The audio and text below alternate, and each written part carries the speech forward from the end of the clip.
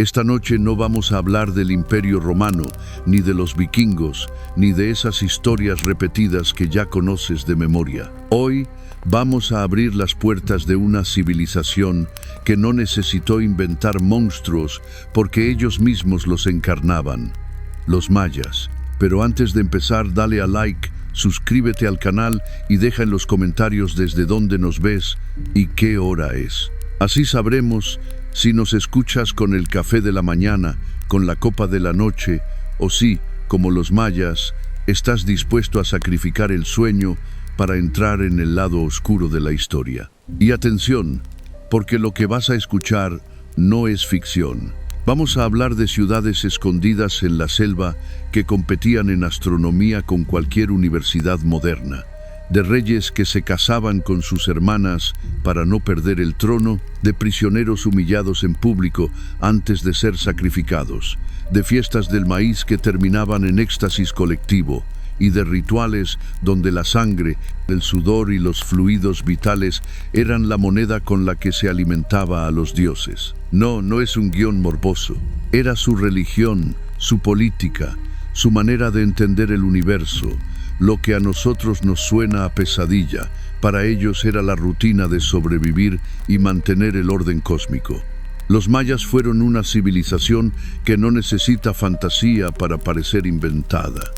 Imagina un pueblo que levantó ciudades en medio de la selva tan grandes como Manhattan, pero sin wifi ni asfalto, solo pirámides escalonadas y monos gritando de fondo.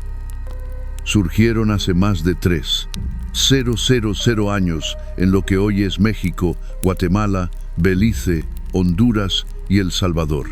Y durante siglos fueron, al mismo tiempo, brillantes matemáticos, astrónomos obsesionados con los eclipses y carniceros religiosos con cuchillos de obsidiana. Sus ciudades-estado eran como pequeños reinos independientes. Tikal, Palenque, Calakmul, Copán, cada una con su rey, su dinastía y su ejército de escribas que se mataban por tallar jeroglíficos en piedra para dejar claro que su señor era más divino que el de al lado. El sistema político no era democrático, obviamente. Quien gobernaba se llamaba Ayau y era algo entre rey, sacerdote y CEO de una startup sangrienta. Gobernaba porque decía descender de los dioses. Y si alguien dudaba, ahí estaba la siguiente ejecución pública para recordarlo. El poder se heredaba de padres a hijos, aunque a veces había peleas entre hermanos o tíos y sobrinos que hacían que un cuento de hadas pareciera Juego de Tronos. ¿Y las leyes? No había una constitución escrita como la de Estados Unidos, pero sí reglas claras. Si robabas, te convertías en esclavo. Si matabas, podías ser ejecutado o pagar con tu propia familia. Si debías dinero, podías vender a tus hijos como garantía. Sí, así de simpático era el sistema. El código legal maya no trataba de reeducar, sino de castigarte de manera tan visible que al resto no le quedaran ganas de tentar la suerte. Y todo bajo la mirada atenta de los sacerdotes que, además de organizar fiestas religiosas, sabían leer los calendarios y decidir cuándo sembrar, cuándo ir a la guerra y cuándo sangrar el pene para contentar a los dioses. Pero de eso hablaremos más adelante. No te preocupes. La población no era poca cosa. En su apogeo, entre los siglos 8 y 9, se calcula que había entre 10 y 15 millones de mayas, repartidos en aldeas agrícolas y ciudades monumentales que parecían bosques de piedra en medio de la selva. Cada ciudad era un hormiguero humano, plazas, palacios, pirámides, canchas de pelota y mercados llenos de cacao, jade y obsidiana. Y lo más loco es que no era un imperio centralizado. No había un emperador de todos los mayas, sino un montón de ciudades rivales que estaban constantemente en guerra entre sí. Si vivías en aquella época, tenías más posibilidades de ser capturado por los vecinos que de morir de viejo.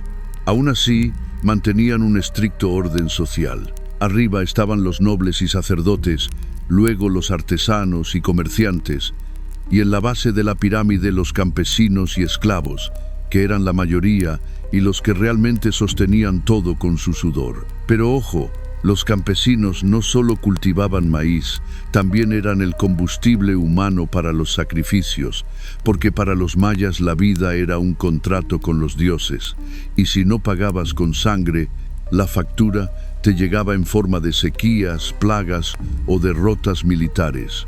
En resumen, los mayas fueron una civilización brillante y cruel a la vez, con ciudades que brillaban como joyas en la selva y al mismo tiempo con una vida diaria dura como la piedra volcánica. Matemáticos capaces de calcular ciclos astronómicos con una precisión que humillaría a cualquier europeo medieval, pero también creyentes fanáticos que no dudaban en abrirse el pecho o desangrarse para fertilizar el cosmos. Una sociedad fascinante y despiadada que sobrevivió miles de años hasta que llegaron los españoles y terminaron de arruinar lo que quedaba. Así que, antes de entrar en sus brutales costumbres sexuales, ten presente esto. No hablamos de un pueblo perdido en chozas, hablamos de millones de personas bajo leyes implacables, de reyes que se creían dioses y ciudades que parecían Disneyland, solo que con más mosquitos, más pirámides y muchísima más sangre. Y si ya te parece bastante extraño vivir en ciudades que parecían parques temáticos de piedra, llenas de sacrificios y mosquitos, espera a descubrir cómo se organizaban las familias reales. Porque los mayas no solo levantaron pirámides imposibles y jugaron a la pelota con cabezas humanas, también tenían un concepto muy peculiar de la familia. En la élite no existía la idea de que la sangre no debía mezclarse. Al contrario, lo importante era que no se escapara. Así que, si eras rey y querías que tu dinastía pareciera aún más divina, lo mejor que podías hacer era casarte con tu hermana o incluso con tu propia hija. Sí, suena enfermizo, pero para ellos era pura política. Mantener cerrada la línea sagrada y que nadie fuera del linaje se colara en la fiesta del poder. Los arqueólogos han encontrado estelas y textos donde se enumeran genealogías imposibles, con hermanos convertidos en esposos, tíos casados con sobrinas y padres orgullosos de convertirse en suegros de sí mismos. Lo que para nosotros sería el argumento de un culebrón retorcido, para los mayas era la forma más práctica de que la sangre de los dioses no se rebajara con la de campesinos o comerciantes. El título de Ahau, el señor supremo de cada ciudad, estaba rodeado de un aura divina, y si el rey decía descender del sol o de la luna, no podía arriesgarse a que sus nietos heredaran sangre normal. La solución era simple: todo quedaba en familia. Si el incesto real ya te parecía lo suficientemente retorcido, prepárate para entrar en una de las prácticas más surrealistas de toda la civilización maya. La idea de que la mejor manera de complacer a los dioses no era solo con sacrificios humanos, sino también con tu propio cuerpo. Y no con cualquier parte del cuerpo, sino con la más delicada. Sí, los mayas tenían un ritual central llamado autosacrificio, y entre todas sus modalidades, la más sagrada y prestigiosa era la sangre del pene, porque para ellos, sangre y semen eran prácticamente lo mismo, fluidos de vida capaces de fertilizar la tierra y mantener el cosmos en movimiento. Así que, en lugar de brindar o encender una vela, lo que hacían reyes y sacerdotes era pasar un cordón con espinas a través de la uretra, dejando que la sangre cayera sobre papeles de corteza que luego se quemaban como ofrenda. Imagina la escena.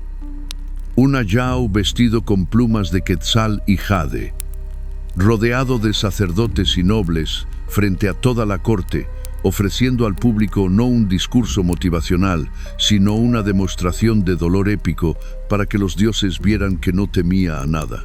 Eso era política, religión y masoquismo en partes iguales. Las crónicas coloniales cuentan que este tipo de ritual era tan común que casi formaba parte del calendario.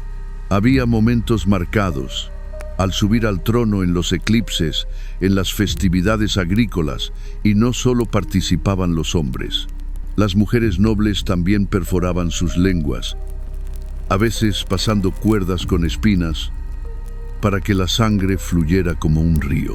Es difícil imaginar cómo sobrevivían a semejantes procedimientos sin anestesia, pero los hallazgos arqueológicos muestran herramientas de hueso, espinas de mantarraya y cuchillos de obsidiana listos para la tarea.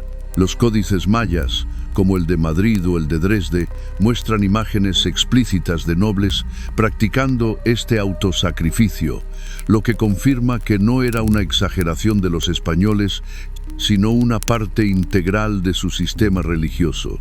Lo interesante es que todo esto no se hacía en secreto, sino en público.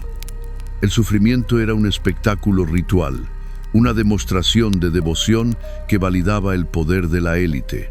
Los campesinos, acostumbrados ya a pagar tributo en maíz y a ofrecer a sus hijos como víctimas en ocasiones especiales, veían sangrar a su señor y pensaban, vale, él también paga su parte.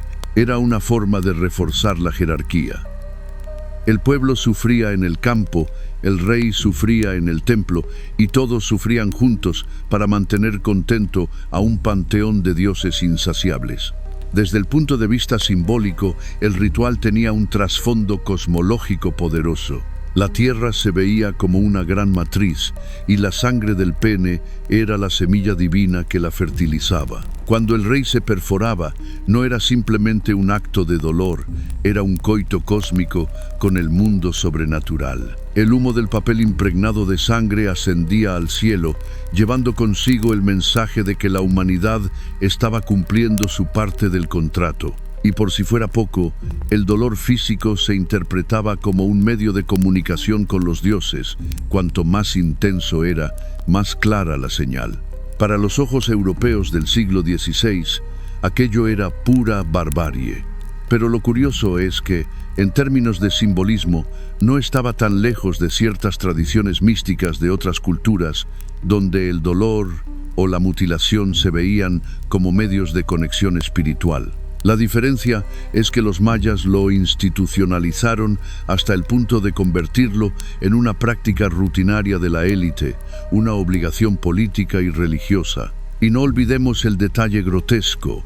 Después de sangrarse, los nobles podían mostrar las telas manchadas de sangre como trofeos, y esas prendas se conservaban como reliquias. Era como tener un recuerdo de tu propia tortura digno de un museo del horror. Hoy todo esto nos parece absurdo, pero para los mayas era la base de su mundo. Si el rey no sangraba, el sol no salía, la lluvia no caía y el maíz no crecía. Era un mecanismo de chantaje cósmico, o me corto, o morimos todos. Y claro, el pueblo lo creía, porque la selva era implacable. Una sequía podía destruir una ciudad entera, y si se pensaba que los dioses estaban enfadados, lo lógico era exigir más sangre. Así vivieron durante siglos convencidos de que la única manera de mantener vivo el universo era alimentar a los dioses con fluidos humanos, empezando por los más íntimos. En resumen, el autosacrificio del pene no era un fetiche oculto, era un deber sagrado, una mezcla de dolor, política y cosmología que convertía a los gobernantes en protagonistas de un espectáculo macabro. Hoy lo vemos con horror, pero en aquel tiempo era la garantía de que la vida continuara. Y si duele solo de imaginarlo, piensa que para ellos ese dolor era el precio justo de un contrato que aseguraba la existencia de todos. Mejor sangrar un rato que condenar a tu pueblo a una sequía eterna. Claro, desde fuera parece simplemente el ritual más extraño que una civilización sofisticada pudo inventar. Un recordatorio de que incluso las culturas más brillantes pueden tener prácticas que hoy nos parecen pura tortura disfrazada de religión. Después de ver a reyes sangrando su pene, como si fueran fuentes humanas para regar a los dioses, podrías pensar que ya lo habías visto todo. Pero no. Los mayas también tenían mitos tan extraños que, si no estuvieran escritos en un libro sagrado, sonarían como un mal chiste contado en una taberna. Bienvenido al Popol Vuh, la Biblia de los mayas quiché, donde la vida no empieza con un hágase la luz, sino con una cabeza decapitada que escupe algo más que saliva. La historia comienza con Hunahpu, un jugador de pelota y padre de los famosos gemelos divinos. Los señores de Xibalbá, dioses del inframundo, lo decapitan y cuelgan su cabeza en un árbol que, en lugar de marchitarse, florece como si lo hubieran conectado a un fertilizante cósmico. Los frutos de ese árbol parecían calabazas, pero había algo extraño. La cabeza del difunto las imitaba, como una especie de fruta parlante que, en lugar de dar vitaminas, ofrecía discursos y escupitajos cargados de poder. Un día, la hija de uno de los señores del inframundo, llamada Ix-Kik, se acercó intrigada por los rumores de que allí colgaba algo prohibido. Y claro, como la curiosidad mata al gato y embaraza a las princesas subterráneas, extendió su mano para tocar la calabaza cabeza. En ese momento, el cráneo abrió la boca y en lugar de hablar, le escupió en la palma. Sí, escupir, un gesto cotidiano que normalmente causa asco, pero que aquí se convierte en inseminación divina. Ese escupitajo llevaba la semilla de la vida, el semen mítico que fertilizó a la muchacha sin necesidad de contacto carnal. Resultado, quedó embarazada de los héroes gemelos Hunahpu e Ixbalanque, protagonistas absolutos del Popol Vuh. A ojos modernos, esto parece un relato surrealista, casi un chiste de mal gusto, pero para los mayas era una explicación sagrada de cómo la vida podía brotar de la muerte. La cabeza muerta de Hunahpu aún contenía el poder generador, y al transferirlo mediante ese gesto grotesco, demostraba que la fertilidad no se limitaba al cuerpo vivo, sino que era una fuerza cósmica que cruzaba incluso la frontera de la tumba. Lo que nosotros llamaríamos fluido corporal, para ellos era un sacramento. Si en la tradición cristiana la Virgen María concibe por obra del Espíritu Santo, en la tradición maya, una princesa del inframundo concibe por obra del escupitajo de un cráneo colgado de un árbol. Cada cultura tiene sus milagros, solo cambia el estilo narrativo. El simbolismo es brutal. El árbol es la matriz del universo. La cabeza decapitada es la semilla de vida que se niega a extinguirse. Y el acto de escupir no es una grosería, sino una transferencia de energía vital. La saliva es semilla, el aliento es esperma, el contacto invisible es fertilización cósmica. Al final, Ix-Kik quedó embarazada y los dioses del inframundo no lo tomaron nada bien. La acusaron de promiscuidad y la sentenciaron a muerte, porque incluso en Xibalbá había chismes y moralidad. Pero la muchacha escapó y ascendió al mundo de los vivos, donde finalmente dio a luz a los gemelos divinos. Esos gemelos se convirtieron en héroes culturales que derrotaron a los señores de la muerte, devolvieron el equilibrio al mundo y establecieron las bases de la cosmovisión maya. Todo gracias a un escupitajo milagroso. Es como si el destino de una civilización dependiera de un gesto que hoy clasificaríamos como una falta de modales. Aquí el humor negro es inevitable. En los mayas, la muerte literalmente genera vida y lo hace de la manera menos glamorosa posible. Imagina la historia contada en un ritual nocturno, y entonces la cabeza muerta le escupió en la mano, y de ahí nacieron los héroes que salvarían el mundo. Los oyentes no se reían, lo tomaban en serio. Para ellos, la fertilización sobrenatural mostraba que el ciclo de la vida no se detiene con la muerte, que la semilla del hombre sigue viva incluso cuando el cuerpo ha sido destruido. Es una idea poderosa, aunque contada de forma grotesca. Lo sorprendente es cómo este mito encaja con toda la obsesión maya por la fertilidad, la sangre y la continuidad cósmica. Los mayas no separaban los fluidos. Sangre, semen, saliva, todo era la misma sustancia vital en diferentes versiones. La frontera entre lo erótico y lo sacrificial era mínima. Y aunque aquí no hay sexo en el sentido físico, sí lo hay en el simbólico. el acto de transferir vida de un cuerpo a otro. El escupitajo es un coito metafórico, un recordatorio de que la vida puede brotar en cualquier momento, incluso de una cabeza muerta colgando de un árbol en el inframundo. En términos comparativos, el mito del Popol Vuh es tan brutal y extraño como cualquier relato mitológico de otros pueblos antiguos, pero tiene un sabor único, porque no recurre a rayos divinos ni a palomas mágicas, sino a una cabeza parlante y a una saliva embarazadora. Eso es lo que hace tan chocante la cosmovisión maya. No suaviza, no endulza, no disfraza con metáforas bonitas lo que significa. Aquí, la fertilidad es directa, grotesca y visceral. En resumen, el mito del semen escupido es una de las historias más reveladoras de la mentalidad maya. Muestra cómo concebían la vida, la muerte y el poder de los fluidos. Para ellos, todo estaba conectado. Un cráneo muerto podía ser un padre, un árbol podía ser una madre y un escupitajo podía ser una semilla. Una lógica implacable donde nada se desperdicia y todo se recicla en el gran ciclo cósmico. Y si para nosotros es asqueroso, para ellos era sublime. Así de brutal era su visión del mundo. En el universo maya, incluso un gesto cotidiano de desprecio podía convertirse en el origen de los héroes que cambiarían el destino del cosmos. Después de un escupitajo mítico que terminó en embarazo divino, podrías pensar que ya nada podría sorprendernos de los mayas. Pero calma, la imaginación humana siempre encuentra nuevas formas de mezclar religión, dolor y placer. Ahora entramos en un terreno incómodo incluso para los cronistas españoles que ya lo habían visto todo, la prostitución ritual. Sí, en la civilización maya había mujeres que eran literalmente entregadas al servicio de la diosa Ixchel, señora de la luna, de la fertilidad, del amor y de los partos.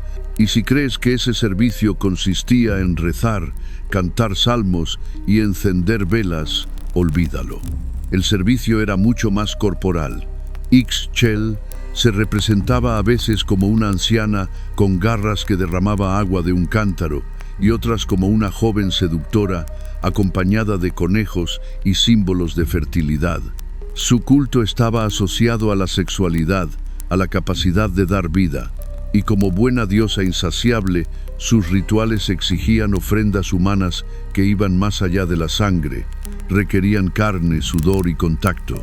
Las fuentes coloniales dicen que en algunos templos, especialmente los dedicados a Ixchel, en la isla de Cozumel, se ofrecía a jóvenes mujeres como esposas de la diosa durante periodos específicos.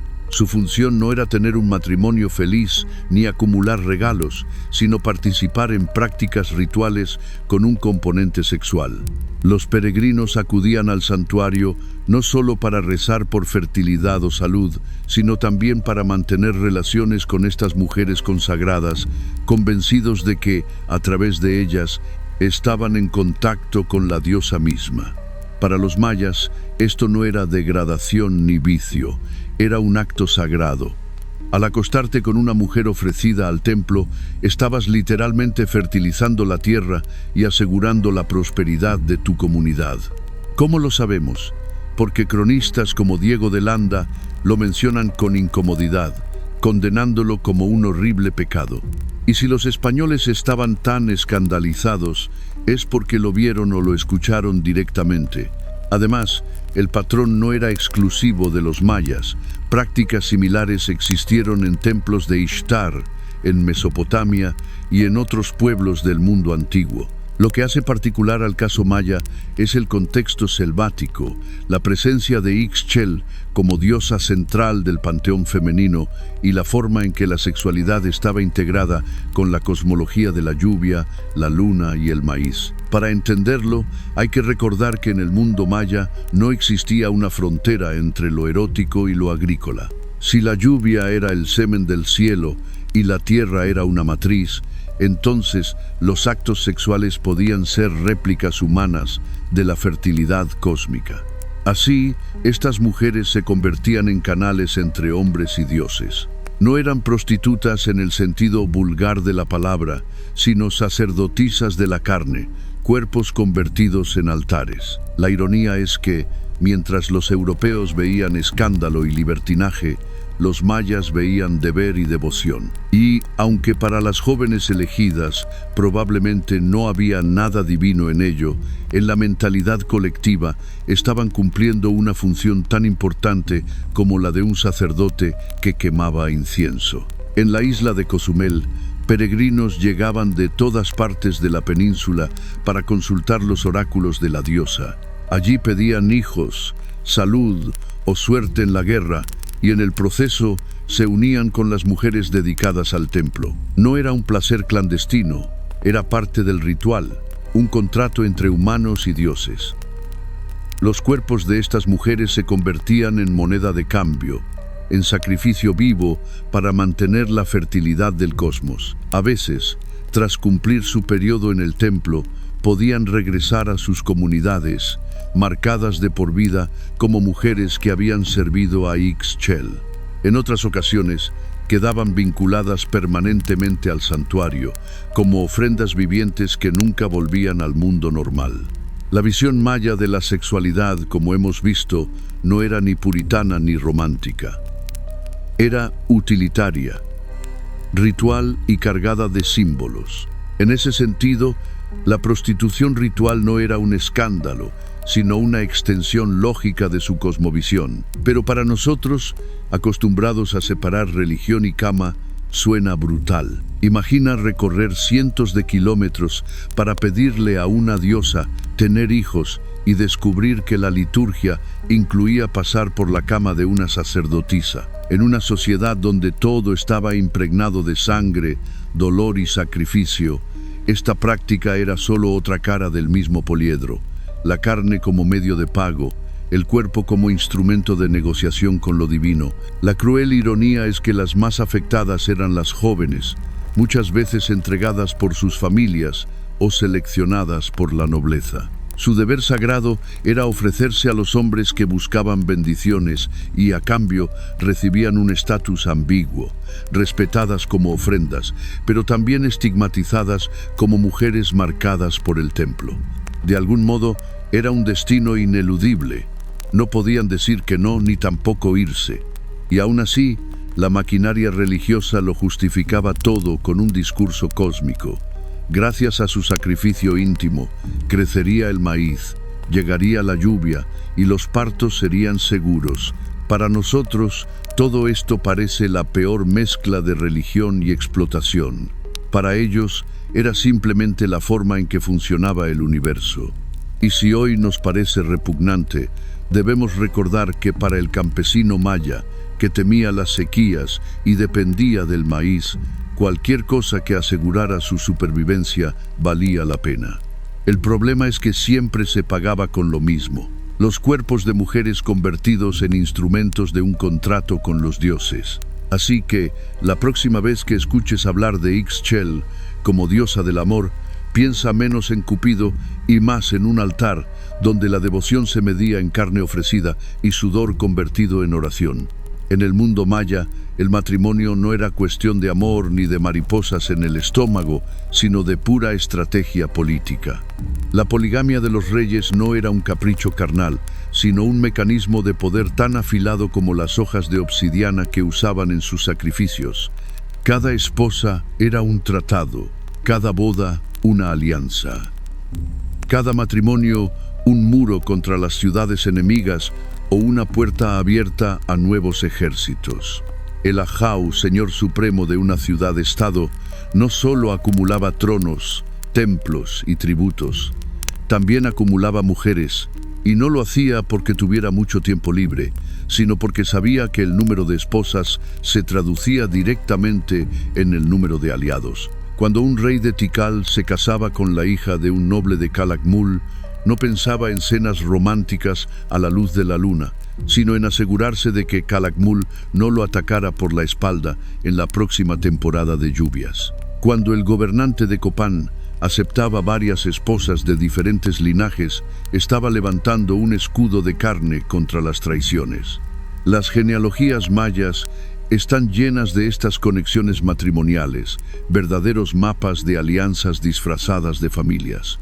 El resultado eran cortes palaciegas donde las esposas no eran figuras decorativas, sino piezas de ajedrez colocadas con cuidado en el tablero regional. La gran esposa, generalmente la de sangre más noble, era la madre de los herederos legítimos. Pero a su alrededor orbitaban otras mujeres que aportaban vínculos con distintos clanes y ciudades. Cada una podía traer consigo un ejército de parientes dispuestos a defender los intereses de sus futuros nietos. Y cada una podía convertirse también en un foco de intriga, porque si el hijo de una esposa secundaria lograba más apoyos, podía intentar desplazar al heredero oficial. De esta manera, la poligamia no solo mantenía la paz externa, también garantizaba el drama interno, rivalidades sangrientas que muchas veces terminaban en guerras civiles o en asesinatos disfrazados de accidentes rituales. Los arqueólogos han encontrado inscripciones donde se enumeran con orgullo los matrimonios de los reyes, como si fueran medallas militares. Un ayau poderoso no presumía de cuántos templos había construido, sino de cuántas ciudades había conectado con su lecho. En los murales y estelas, las esposas aparecen representadas junto a sus maridos, no siempre en un rol secundario, sino como guardianas de la legitimidad. Sin ellas, el trono podía tambalearse. Con ellas, se levantaba como una pirámide indestructible. La poligamia también tenía un componente ritual. El rey no era solo un gobernante, era un puente entre los dioses y los hombres. Tener múltiples esposas era un reflejo de esa condición sobrenatural. Un hombre común debía conformarse con una pareja y años de trabajo en el campo, pero el ajau podía multiplicarse, extender sus raíces en distintos linajes y mostrar así que estaba por encima del resto del pueblo. Cada esposa añadía legitimidad divina, como si su cuerpo fuese un templo adicional en el que el rey depositaba su poder. Pero no pensemos que todas esas mujeres vivían felices en un paraíso tropical. La vida en el palacio era una guerra fría constante. Cada esposa representaba un bando y estaba dispuesta a ver a sus hijos ascender a costa de los demás. El palacio era un campo de batalla silencioso, donde la sangre no siempre corría por la espada, sino por las intrigas, los rumores y las alianzas ocultas. En muchas ocasiones, la estabilidad de una ciudad dependía más de los equilibrios internos entre las esposas que de las campañas militares en la selva. Lo curioso es que esta práctica de acumular matrimonios como si fueran tratados no fue exclusiva de los mayas. Los faraones egipcios lo hicieron. Los reyes europeos también lo practicaron, aunque con menos descaro, y hasta en los imperios islámicos posteriores, el harén funcionaba como un ministerio de relaciones exteriores encubierto. Pero en el caso maya, rodeados de ciudades enemigas a pocos kilómetros, la poligamia era casi una necesidad de supervivencia. Cada matrimonio podía significar 100 lanzas, menos apuntando a tus murallas, o un ejército extra marchando a tu lado en la próxima guerra. En su apogeo, un rey maya podía tener decenas de esposas, cada una instalada en un sector del palacio, cada una con su séquito de sirvientes y cada una con sus propias capillas de culto. Toda la corte giraba en torno a esos múltiples matrimonios, y las fiestas palaciegas eran desfiles de poder femenino tanto como masculino. No se trataba de amor, sino de política encarnada, de pactos sellados con piel y descendencia. El campesino que veía a su rey acompañado por varias mujeres entendía que estaba presenciando algo sagrado y al mismo tiempo profundamente práctico. Sabía que esas mujeres representaban ciudades enteras, alianzas invisibles que protegían sus campos de maíz. Pero también sabía que si alguna de esas alianzas fallaba, el resultado sería guerra y sacrificios. La poligamia de los reyes mayas era, en última instancia, un recordatorio de que el poder se sostenía tanto en la sangre derramada en la guerra como en la sangre compartida en el lecho. Así, cada esposa era un tratado diplomático, un muro contra la invasión o una escalera hacia el poder. Y el Ahau, sentado en su trono, no era solo un hombre con varias mujeres, sino el centro de una red de alianzas que mantenía en pie a su ciudad. Una red tejida con carne, con hijos, con promesas y con traiciones que podían estallar en cualquier momento. Y aunque hoy lo contemplemos con asombro, para los mayas era la forma más lógica de gobernar un mundo fragmentado, violento y obsesionado con la sangre.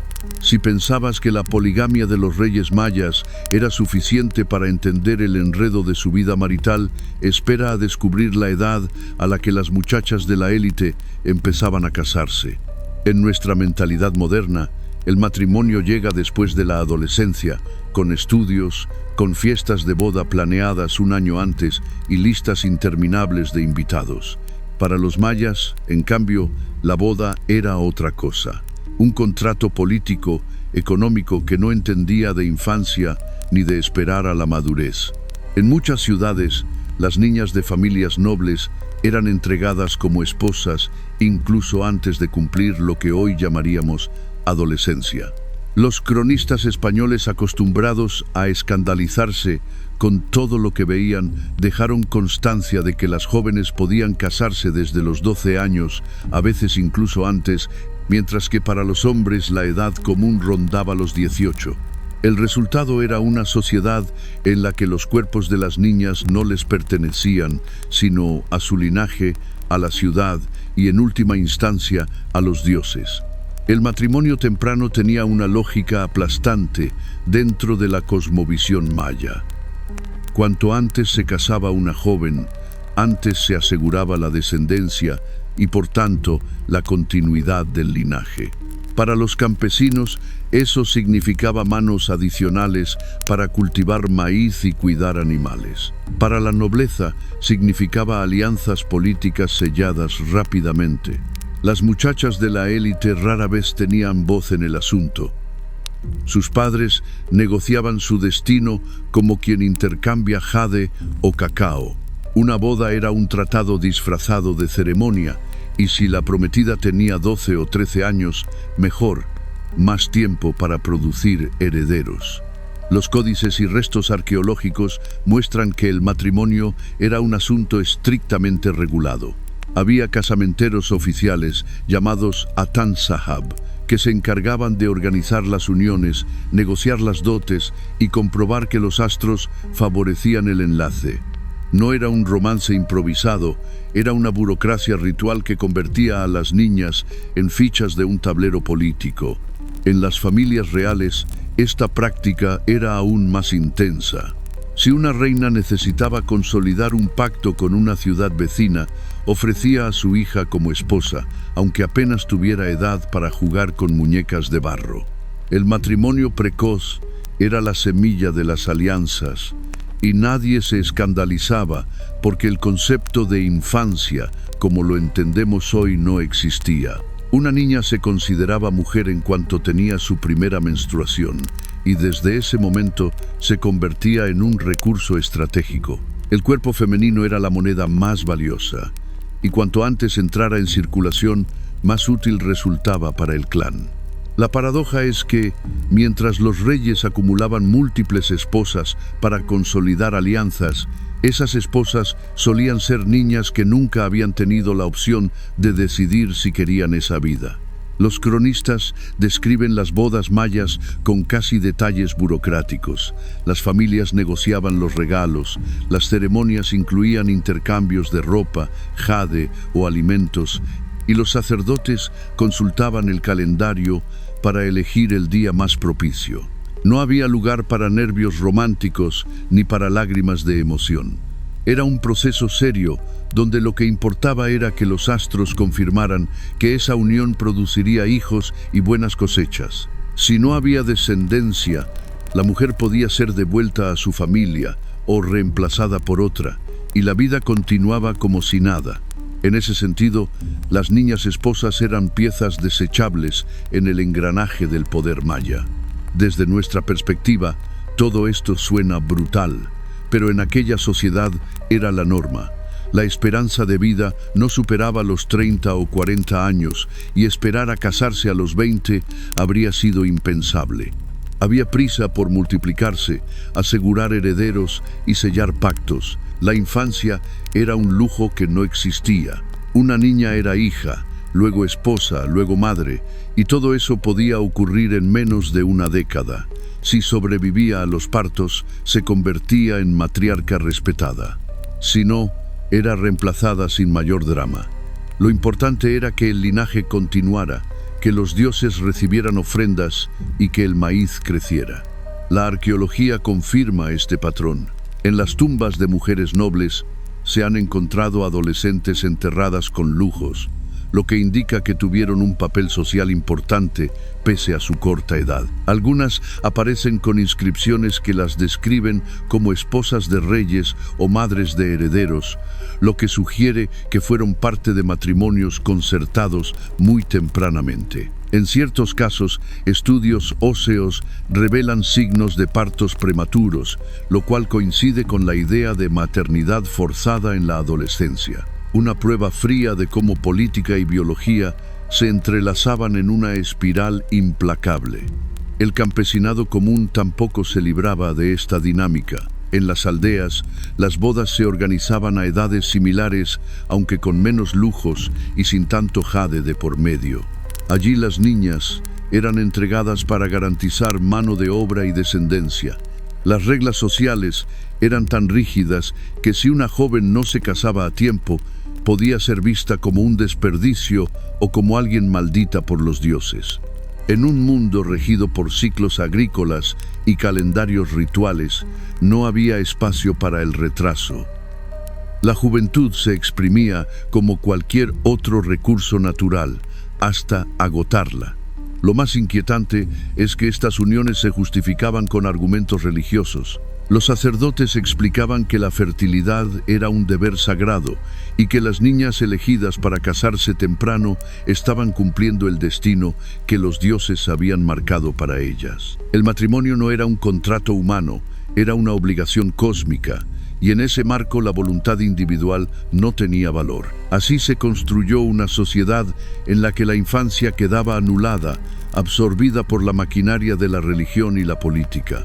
En resumen, los matrimonios precoces en la élite maya muestran hasta qué punto la vida privada estaba colonizada por la lógica del poder.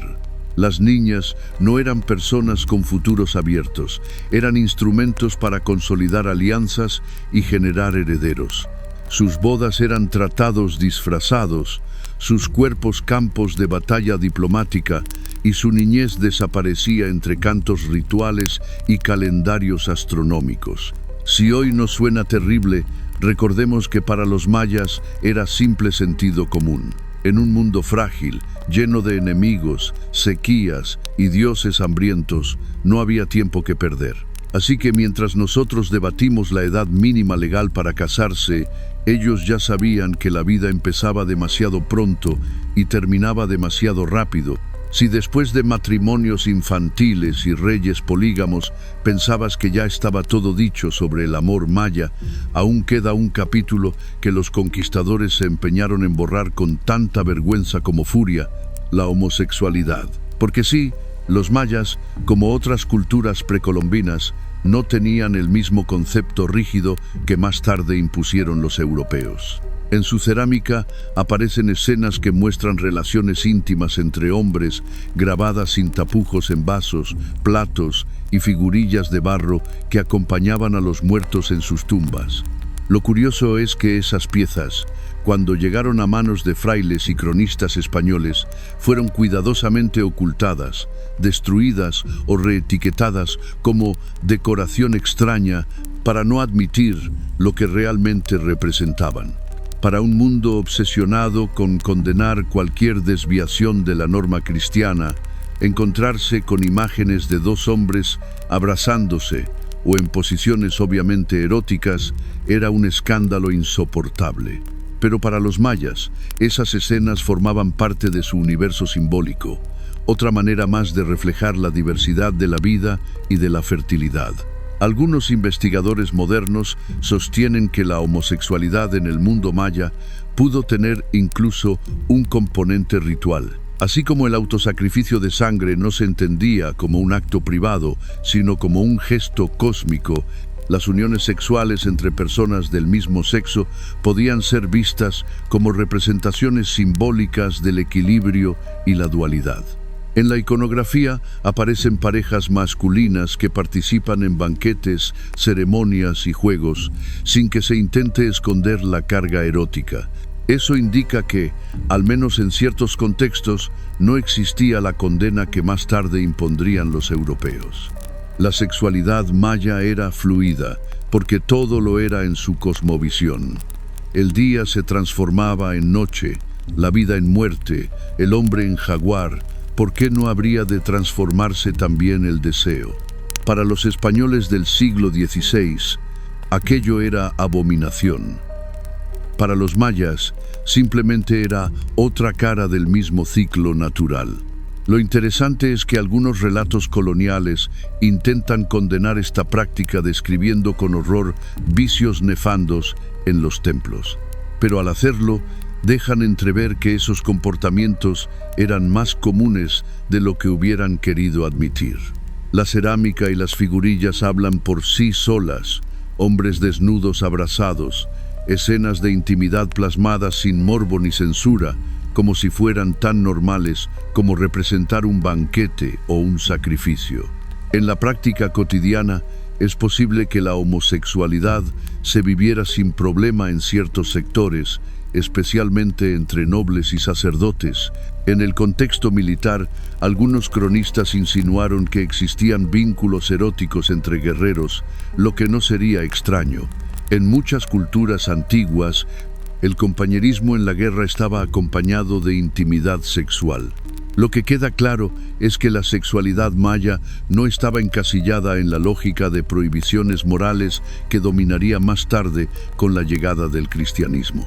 Para ellos, lo erótico era un lenguaje más para dialogar con los dioses, para mantener el orden del cosmos o para reafirmar vínculos sociales. La llegada de los conquistadores cambió todo. El discurso oficial convirtió esas prácticas en pecados mortales y gran parte de la evidencia arqueológica fue destruida. Lo que hoy sabemos sobre la homosexualidad maya es apenas un eco sobreviviente entre códices quemados y cerámica escondida. Pero ese eco es suficiente para comprender que, en la complejidad del mundo maya, el deseo tenía múltiples formas y ninguna se consideraba tabú mientras cumpliera su función simbólica o social. En definitiva, cuando hablamos de la sexualidad maya, no hablamos de un rincón oscuro y marginal de su cultura, sino de un pilar central que se entrelazaba con la religión, la política y la vida cotidiana. Para ellos, los fluidos eran semillas cósmicas, los cuerpos, templos vivos y el placer, una herramienta de negociación con los dioses. Incesto dinástico. Los reyes se casaban con hermanas e hijas para mantener la sangre divina intacta. Autosacrificio. La sangre del pene y la lengua se convertían en ofrendas sagradas para mantener el equilibrio del universo. Mitos grotescos, como el escupitajo fecundador del Popol Vuh, que mostraba que la vida podía brotar incluso de la muerte. Prostitución ritual. Mujeres entregadas a la diosa Ixchel, transformadas en altares humanos para garantizar fertilidad y salud. Poligamia política. Matrimonios múltiples que eran tratados diplomáticos disfrazados de uniones familiares. Matrimonios precoces. Niñas entregadas desde la pubertad como piezas de un tablero de poder. Homosexualidad simbólica. Escenas plasmadas en cerámica que muestran un deseo diverso, sin la carga de pecado que impondría el cristianismo. Todo esto conforma un retrato brutal y fascinante de una civilización que no necesitaba inventar monstruos porque ellos mismos lo eran, y al mismo tiempo eran genios que construyeron ciudades monumentales, calcularon eclipses y dejaron un legado cultural que aún hoy nos sorprende. La sexualidad maya no puede juzgarse con nuestros parámetros modernos. Lo que a nosotros nos parece repulsivo, a ellos les parecía sublime. Lo que para nosotros es pecado, para ellos era un deber sagrado. Su mundo estaba regido por ciclos, de sol y luna, de vida y muerte, de sangre y maíz.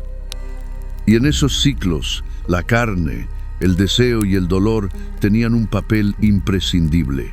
Quizá por eso los mayas siguen fascinándonos, porque nos obligan a mirar lo humano desde un espejo deformado donde lo erótico y lo sangriento, lo religioso y lo político se mezclan sin pudor. Y aunque hoy nos horroricen muchas de sus prácticas, también debemos reconocer la coherencia de su visión.